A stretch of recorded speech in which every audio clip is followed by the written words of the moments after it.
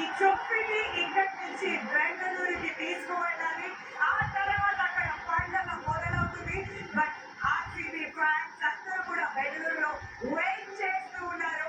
మరి ఈ టీమ్ ని సెలబ్రేట్ చేయడానికి, ఆర్సీబీ మేనేజ్మెంట్ ని సెలబ్రేట్ చేయడానికి, ఎస్పెషలీ కింగ్ విరాట్ ని సెలబ్రేట్ చేయడానికి దిస్ ఈస్ ద మూమెంట్ వాళ్ళు ఎదురు చూసింది. Well congratulations again.